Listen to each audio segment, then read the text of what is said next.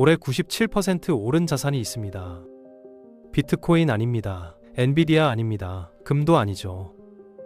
정답은 바로 은입니다. 금이 63% 오르는 동안 은은 97% 올랐습니다. 무려 34%포인트나 차이가 나는데 같은 귀금속인데 왜 이렇게 차이가 날까요? 더 이상한 건 따로 있습니다. 금 뉴스는 매일 쏟아지는데 은 뉴스는 거의 없거든요. 역대 최고가를 찍었는데도 조용합니다. 왜 그럴까요? 이유를 알면 소름이 돋습니다. 지금부터 은가 폭등의 진짜 이유를 파헤쳐 보겠습니다. 그리고 앞으로 은이 어디까지 갈 수 있는지도 알려드리겠습니다. 끝까지 보시면 남들이 모르는 기회가 보일 겁니다. 알겠돈? 2025년 11월 말 기준입니다. 은 선물 가격이 온스당 57달러를 돌파했습니다. 사상 최고가입니다.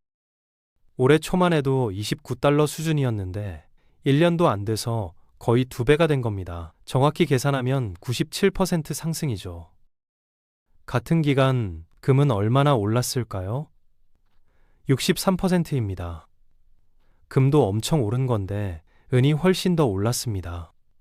이게 얼마나 대단한 건지 비교해 보겠습니다. 비트코인 올해 수익률이 약 120%입니다. 엔비디아 주가 상승률이 약 180%입니다. 은이 97%면 웬만한 성장주 수익률과 맞먹는 겁니다. 더 놀라운 건 ETF 수익률입니다. 인도의 은 ETF들은 올해 평균 수익률이 98%를 넘었습니다. 10개 펀드는 100%를 돌파했습니다. 1년 만에 원금이 2배가 된 셈이죠. 미국의 대표 은 ETF인 SLV도 마찬가지입니다. 연초 대비 수익률이 98%에 달하고 은채굴 기업에 투자하는 SIL ETF는 137%나 올랐습니다. 숫자만 보면 믿기 어려울 겁니다. 하지만 전부 사실입니다. 은은 지금 역사적인 랠리를 펼치고 있습니다. 그런데 이상하지 않습니까? 이 정도면 대서특필해야 할 뉴스입니다. 왜 금만 뉴스에 나오고 은은 조용할까요? 금 뉴스는 매일 나옵니다. 금값 4,000달러 돌파, 역대 최고가 경신. 경제 뉴스에서 빠지지 않는 단골 소재죠. 그런데 은은 다릅니다. 역대 최고가를 찍었는데도 뉴스가 별로 없습니다. 검색해도 관련 기사가 많지 않습니다. 이유가 있습니다. 시장 규모 차이 때문입니다. 은 시장은 금 시장의 10분의 1 수준입니다. 금은 전 세계 중앙은행이 보유합니다. 국가 차원에서 관리하는 자산이라 뉴스 가치가 높습니다. 반면 은은 상대적으로 작은 시장입니다. 기관 투자자들의 관심도 덜합니다. 그래서 언론에서 잘 안 다루는 겁니다. 하지만 이게 오히려 기회일 수 있습니다. 모두가 금만 바라볼 때 은이 조용히 2배 가까이 올랐습니다. 대중의 관심 밖에서 폭등이 일어난 겁니다. 투자에서 정보 비대칭은 중요합니다. 남들이 모를 때 아는 사람이 돈을 법니다. 은은 지금 그런 상태입니다. 한 가지 더 있습니다. 은은 악마의 금속이라는 별명이 있습니다. 변동성이 금보다 2배 이상 큽니다. 하루아침에 10% 이상 출렁이기도 합니다. 그래서 기관들이 꺼립니다. 안정적인 운용을 해야 하는 연기금이나 보험사는 부담스럽습니다. 자연스럽게 관심이 줄어드는 겁니다. 하지만 개인 투자자는 다릅니다. 변동성을 감당할 수 있다면 오히려 기회입니다. 97% 수익률이 그걸 증명하니까요. 그럼 본격적으로 들어가 보겠습니다. 은이 왜 이렇게 오르는 걸까요? 첫 번째 이유는 공급 부족입니다. 은 시장에는 구조적인 문제가 있습니다. 5년 연속으로 공급이 수요를 못 따라가고 있습니다. 세계 은협회 보고서를 보겠습니다. 2025년 은 시장 공급 적자가 1억 1,500만 온스로 추정됩니다. 5년째 적자가 이어지고 있습니다. 쉽게 비유해 보겠습니다. 월급은 300만 원인데 지출이 350만 원인 상황입니다. 매달 50만 원씩 적자가 납니다. 이게 5년째 계속되고 있는 겁니다. 왜 이런 일이 생겼을까요? 공급 쪽을 먼저 보겠습니다. 을은 다른 금속과 다른 특징이 있습니다. 전용 은광산에서 나오는 양이 30% 정도밖에 안 됩니다. 나머지 70%는 구리나 아연을 캔 때 부산물로 나옵니다. 이게 무슨 의미일까요? 은값이 올라도 생산을 쉽게 늘리기 어렵다는 뜻입니다. 구리 수요가 늘어야 은도 덩달아 늘어나는 구조입니다. 게다가 새 광산 개발에는 시간이 오래 걸립니다. 탐사부터 생산까지 보통 7년에서 10년이 걸립니다.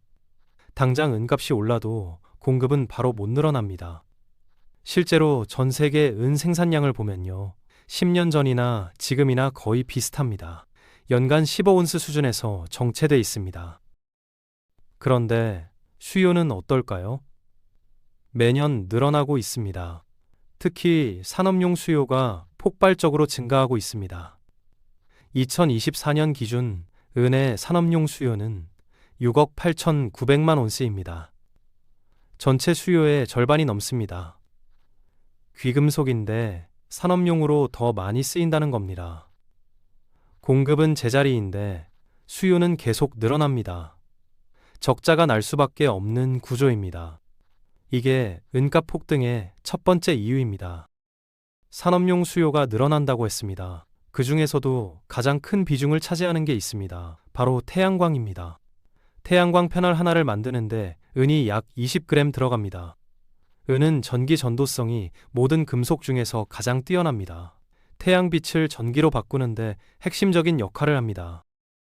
2024년 태양광 산업이 사용한 은의 양을 보겠습니다. 2억 4,370만 온스입니다. 역대 최고치입니다. 전체 은 생산량이 약 10억 온스입니다. 태양광 혼자서 24%를 가져가는 겁니다. 4분의 1에 가까운 양이죠. 그런데 태양광 설치량은 계속 늘어나고 있습니다. 2025년 전 세계 태양광 설치량이 695기가와트입니다. 전년 대비 16% 증가한 수치입니다.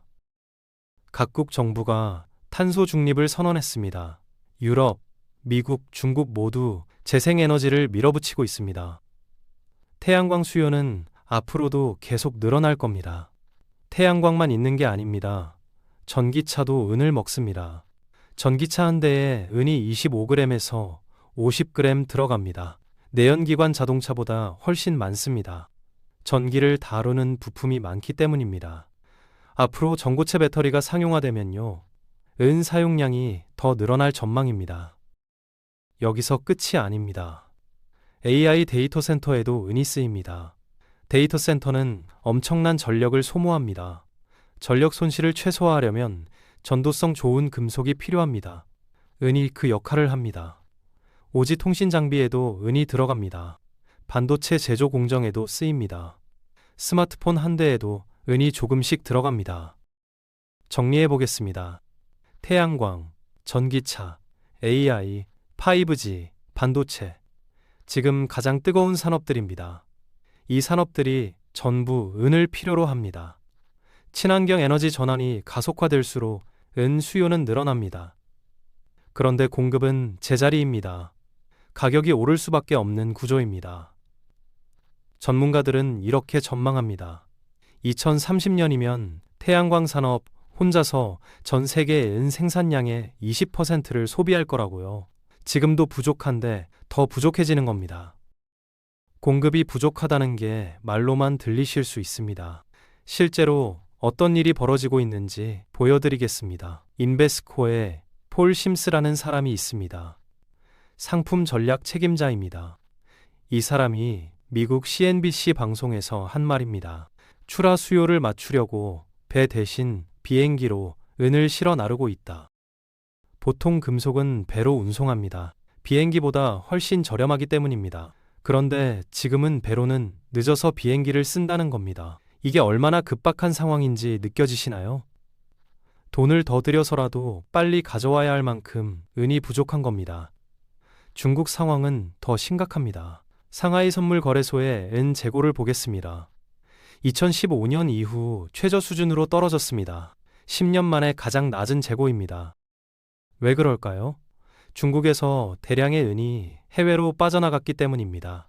2025년 10월 한 달간 중국의 은 수출량입니다. 660톤입니다. 역대 최대 규모입니다. 대부분 런던으로 갔습니다. 런던은 전 세계 귀금속 거래의 중심지입니다. 그쪽에서 은 수요가 폭발하고 있다는 뜻입니다. 상하이금 거래소 거래량도 9년 만에 최저입니다.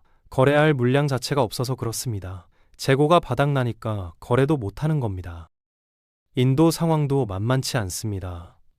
인도는 세계 최대 은 소비국입니다. 매년 약 4,000톤의 은을 사용합니다.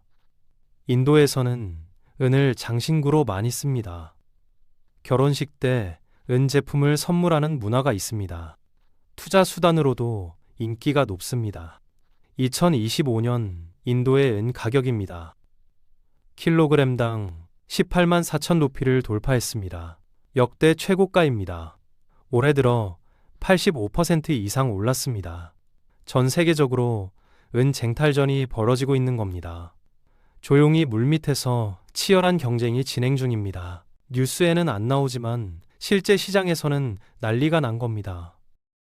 2025년 12월입니다. 미국 지질조사국이 중요한 발표를 했습니다. 2025년 핵심 광물 목록을 공개한 겁니다. 핵심 광물이 뭐냐고요? 미국의 경제와 국가 안보에 필수적인 광물입니다. 공급이 끊기면 큰일 나는 광물들입니다. 이번에 새로 추가된 광물이 10종 있습니다. 우라늄, 구리, 실리콘 같은 것들입니다. 그 목록에 은이 포함됐습니다. 은이 왜 전략 광물이 됐을까요? 이유는 간단합니다.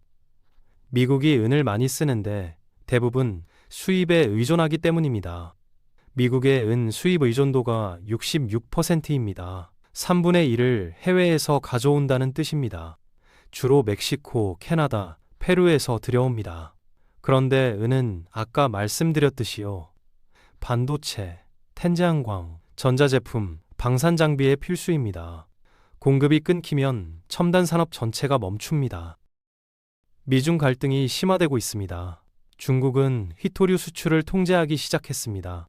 자원을 무기로 쓰는 시대가 된 겁니다. 미국 입장에서는 불안할 수밖에 없습니다. 언제 은 공급이 막힐지 모릅니다. 그래서 핵심 광물로 지정해서 관리하겠다는 겁니다. 핵심 광물로 지정되면 뭐가 달라질까요? 정부 차원에서 비축량을 늘립니다. 국내 생산을 늘리기 위한 투자도 합니다. 연구개발에 예산도 더 투입됩니다. 다시 말해 국가가 나서서 은을 확보하겠다는 겁니다. 이건 수요가 더 늘어난다는 뜻이기도 합니다. 트럼프 행정부의 기조도 주목할 필요가 있습니다. 트럼프는 관세를 적극적으로 활용합니다. 핵심 광물에 대한 수입 관세를 올릴 가능성도 있습니다. 관세가 붙으면 수입 가격이 올라갑니다. 그럼 국내 은 가격도 덩달아 오릅니다. 은값 상승의 또 다른 요인이 될 수 있습니다. 정리하겠습니다. 은은 더 이상 장신구용 금속이 아닙니다. 산업의 필수 원료이자 국가 안보 자산이 됐습니다. 자원 전쟁 시대에 은의 위상이 달라진 겁니다. 여기까지 보시면 궁금해지실 겁니다. 은이 얼마나 더 오를 수 있을까요? 전문가들의 전망을 정리해 보겠습니다. 먼저 금과 은의 가격 비율을 보겠습니다. 금, 은 비율이라고 부릅니다. 금 1온스 가격을 은 1온스 가격으로 나눈 겁니다. 현재 이 비율이 약 77대 1입니다. 금 1온스 살 돈으로 은을 77온스 살 수 있다는 뜻입니다. 역사적 평균은 얼마일까요? 약 63대 1입니다. 지금 은이 평균 대비 저평가돼 있다는 해석이 가능합니다. 어떤 분석가는 이렇게 말합니다. 금, 은 비율이 87대 1까지 벌어졌던 적도 있었다고요. 그때마다 은이 크게 반등했다고요. 은이 금 대비 저평가 상태라면요. 이 괴리가 좁혀지는 과정에서 은이 더 오를 수 있습니다. 구체적인 전망치를 보겠습니다. 뱅크 오브 아메리카는 내년 은 가격을 65달러로 전망했습니다. 지금 57달러니까 14% 정도 더 오를 여지가 있다는 겁니다. 일부 분석가들은 더 공격적입니다. 2026년에서 2027년 사이에 70달러에서 100달러까지 갈 수 있다고 봅니다. 공급 부족이 해소되지 않으면 충분히 가능하다는 겁니다. 장기 전망은 더 낙관적입니다. 2030년까지 민 가격이 88달러에서 111달러까지 오를 수 있다는 전망도 있습니다. 지금의 2배 수준입니다. 하지만 주의할 점도 있습니다. 은은 악마의 금속이라는 별명이 있습니다. 변동성이 매우 큽니다. 금보다 2배 이상 변동성이 큽니다. 하루에 5%씩 출렁이기도 합니다. 단기간에 20%에서 30% 폭락도 가능합니다. 지금처럼 급등한 뒤에는 조정이 올 수 있습니다.